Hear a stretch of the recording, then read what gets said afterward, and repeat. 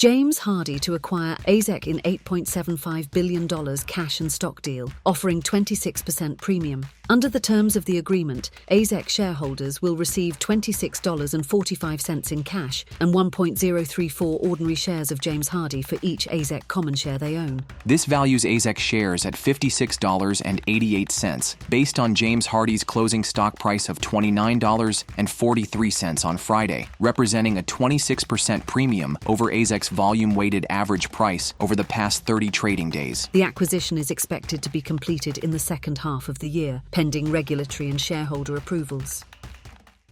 Nvidia's post-GTC drop highlights widening investor disconnect. Barron's. Nvidia shares trade at 26 times projected earnings, an undemanding valuation given its expected 57% year-over-year revenue growth, reporter Tae Kim wrote. Kim noted three concerns impacting Nvidia's valuation: application-specific integrated circuits, tariffs, and slowing AI accelerator demand, but stated that Nvidia has addressed all of them. Nvidia CEO Jensen Huang countered worries about ASICs, stating that many orders get canceled and must be better than the best. Addressing fears that AI accelerator demand could slow after DeepSeek's R1 release, Huang said, "Nearly the entire world got it wrong," explaining that agentic AI will require easily 100 times more computing power than previously estimated. On tariffs, Huang reassured investors on Wednesday that they would not be an issue for Nvidia in the near term.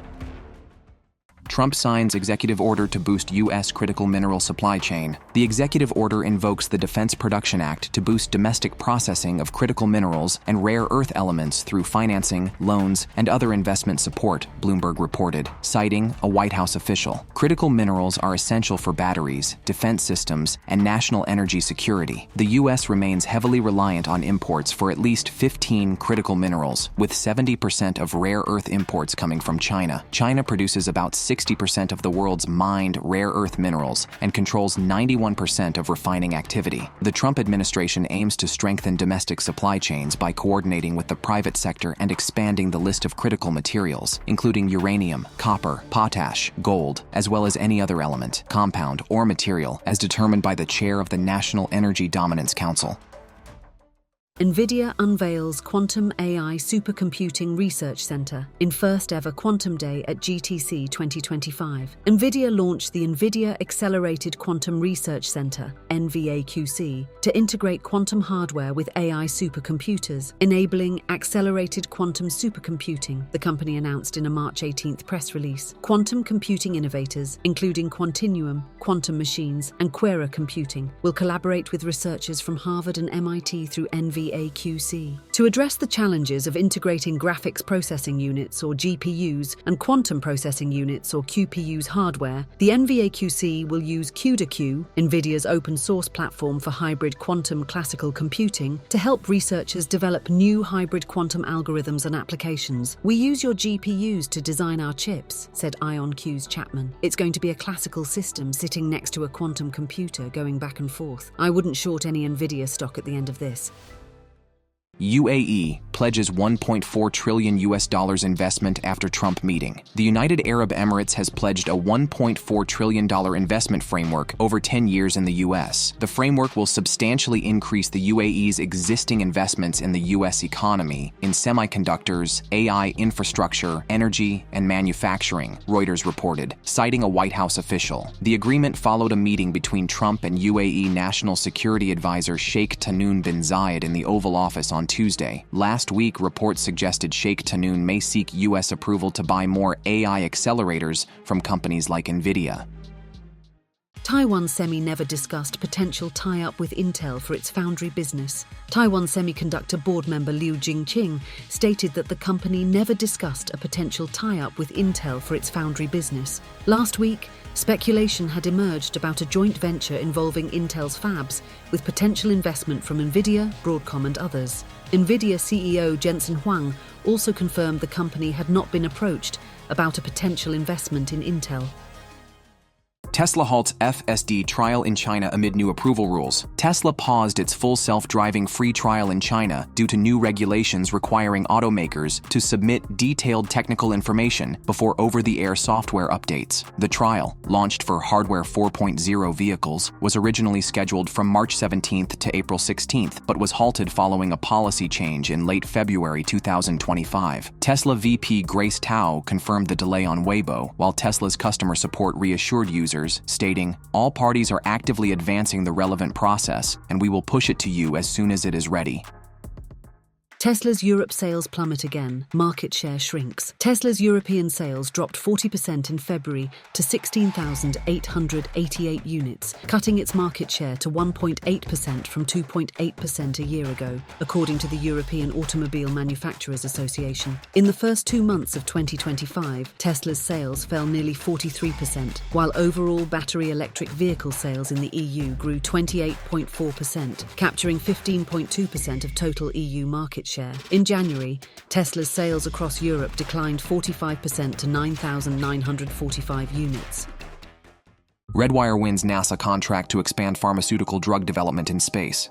Redwire has secured a NASA contract to conduct 4 additional pharmaceutical drug investigations on the International Space Station using its Pharmaceutical In-Space Laboratory, or PIL-BOX. The NASA-funded research aims to produce high-value seed crystals that could enhance pharmaceutical manufacturing aboard the space station and future commercial space stations in low Earth orbit. With 28 units flown and processed, PIL-BOX enables researchers to grow small-batch protein-based pharmaceutical crystals in microgravity and other key pharmaceutically relevant molecules. Growing crystals in space could yield a more uniform product with fewer imperfections, which can improve the drug discovery and development process. Waymo plans 2026 robotaxi launch in Washington, D.C. Waymo is preparing for a fully autonomous ride-hailing service in Washington, D.C., gradually expanding access to customers and emergency responders. The company said it will work closely with lawmakers to formalize the regulations needed to operate without a human behind the wheel in the district. For now, autonomous vehicles still require a human behind the wheel in the capital. The company is making big pushes in the U.S. this year and the next, including expansions in San Francisco, Atlanta, and Miami. Uranium stocks add to losses as Russia and Ukraine agree to partial ceasefire. Uranium stocks extended their losses on Tuesday as the US and Russia agreed to ensure safe Black Sea navigation and pause energy strikes for 30 days that began on March 18th. A potential full ceasefire could ease sanctions on Russian uranium, increasing supply. Uranium prices have dropped over a third since early 2024, with the global ex-uranium ETF down 7% year-to-date. Cameco shares have fallen 13%, following 5 years of gains, partly owing to the US-Canada trade tensions. The rise of Chinese AI startup DeepSeek also contributed to nuclear-related stock declines, as its approach may reduce energy demand, shifting expectations for nuclear power growth. Canada freezes Tesla EV rebates amid fraud probe, trade tensions. Canada has frozen Tesla's payments under its EV rebate program pending an investigation into the validity of claims, the Canadian press reported. I also directed my department to change the eligibility criteria for future zero-emission vehicle programs to ensure that Tesla vehicles will not be eligible for incentive programs so long as the illegitimate and illegal U.S. tariffs are imposed against Canada, said Transport Minister Chrystia Freeland. The move follows Tesla filing thousands of rebate claims in January before the program ended, with one Quebec City dealership claiming nearly 20 million Canadian dollars in subsidies after reporting sales of 4,000 EVs in a single weekend. The rebate program, which was halted this year, offered up to 5,000 Canadian dollars for EV or plug-in hybrid purchases, with a maximum price of 55,000 Canadian dollars. The freeze comes after Toronto ended financial incentives for Tesla taxis and ride shares due to US-Canada trade tensions. Rocket Lab launches 8 wildfire detection satellites for Aurora Tech. Rocket Lab successfully launched its 5th mission of 2025 for Germany-based wildfire detection company Aurora Tech, just 4 months after contract signing. This marks Rocket Lab's 63rd launch overall, bringing Electron's total deployed satellites to 224. 21 of those satellites have been deployed in Q1 2025 alone. Tesla to relaunch sales in Saudi Arabia with April 10th event. Tesla announced on its website that it will resume sales in Saudi Arabia in April, with a launch event in Riyadh on April 10th to showcase its EVs and solar-powered products. Experience the future of autonomous driving with Cybercab and meet Optimus, our humanoid robot, as we showcase what's next in AI and robotics, it added, without saying when the products would go on sale in the kingdom. Tesla has sold vehicles in other Middle Eastern countries, but has not operated in Saudi Arabia due to a dispute stemming from Elon Musk's 2018 claim that he had secured funding from the country's sovereign wealth fund. The deal never materialized, leading to a lawsuit from investors and strained relations between Musk and officials from the Public Investment Fund. Microsoft scales back data centers, AI stocks drop. Stocks linked to AI infrastructure dropped Wednesday after TD Cowen reported that Microsoft scaled back some of its data center plans. Microsoft canceled data center projects totaling more than 2 gigawatts of electricity use in the US and Europe over the past 6 months, according to TD Cowen's investor note. In our view, the pullback on new capacity leasing by Microsoft was largely driven by the decision to not support incremental OpenAI training workloads, said TD Cowen analyst Michael Elias. However, we continue to believe the lease cancellations and deferrals of capacity points to data center oversupply relative to its current demand forecast. As such, we believe the lease deferrals are intended to provide Microsoft with a medium-term runway of capacity in major markets to support cloud inference workloads, with Microsoft canceling leases for capacity that exceeds its updated medium-term capacity needs. Archer Aviation, Ethiopian Airlines partner on electric air taxi network. Archer Aviation announced Thursday that it has signed an agreement with Ethiopian Airlines, marking the airline as the second customer to join Archer's Launch Edition program for its Midnight aircraft. While Archer and Ethiopian Airlines will primarily focus on developing an air taxi network in the region, the two are also exploring using Midnight for a broader range of use cases, including ecotourism, the company stated. Robinhood unveils new premium services with wealth management, private banking, and AI tool. Robinhood Strategies, a wealth management service with a 0.25% annual fee, capped at $250 for Gold members, is now available for Gold members and will expand to all users next month. Private banking, launching this fall for Gold members, will offer estate planning, professional tax advice, and luxury perks, such as tickets to the Met Gala and Oscars. The company also unveiled Robinhood Cortex, an AI-powered investment tool, providing real-time analyses, price signals, technicals, and market-moving news, which will roll out to Gold members later this year.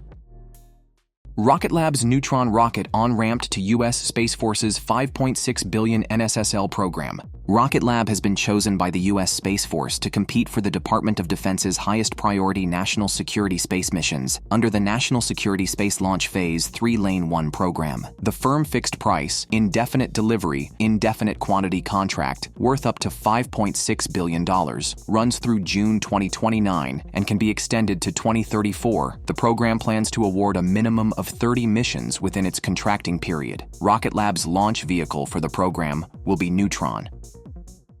ASP Isotopes starts commercial production of enriched silicon-28. ASP Isotopes announced the start of commercial production of enriched silicon-28 at its second enrichment facility in Pretoria, South Africa. Researchers believe that highly enriched silicon-28 is crucial for next-generation semiconductors. In addition to its potential to process superior information such as qubits, it is believed that highly enriched silicon-28 can conduct heat 150% more efficiently than natural silicon, potentially leading to smaller, faster, and cooler chips. The company has signed 2 supply agreements with US-based customers and is in talks with others, expecting to finalize more agreements in the next 6 months. ASP Isotopes anticipates shipping the first commercial batches of silicon-28 in Q2 2025.